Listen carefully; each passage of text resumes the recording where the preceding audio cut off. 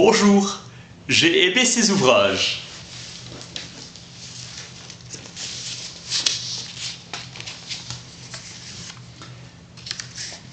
Ferdinand Bruno, Histoire de la langue française. Tome 1, de l'époque latine à la Renaissance.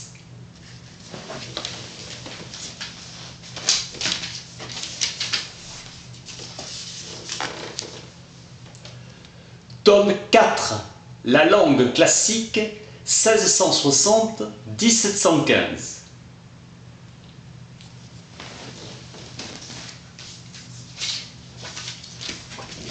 Enfin,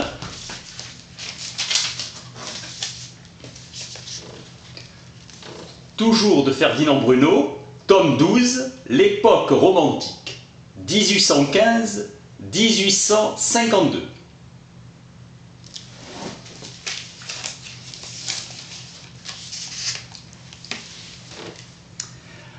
Abondance grandissante des matériaux, depuis le jour où l'imprimé remplaça le manuscrit.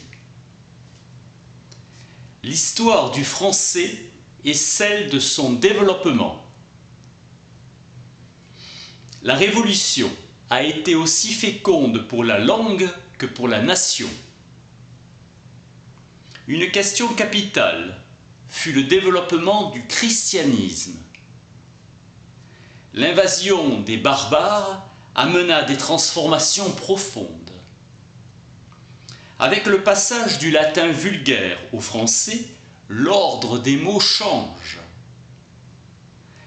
Après la guerre de 100 ans, la paix amène la sécurité et le roi de France a la liberté d'imposer une organisation méthodique. L'orthographe, au XIIe siècle, marque un grand progrès. L'histoire de la langue se trouve en contact étroit avec l'histoire de la grammaire, de la littérature et de la société. Suprême effort de l'art de la prose par la création de phrases oratoires. Les transformations du langage sont des événements lents qui ne se laissent pas enfermer dans des dates précises.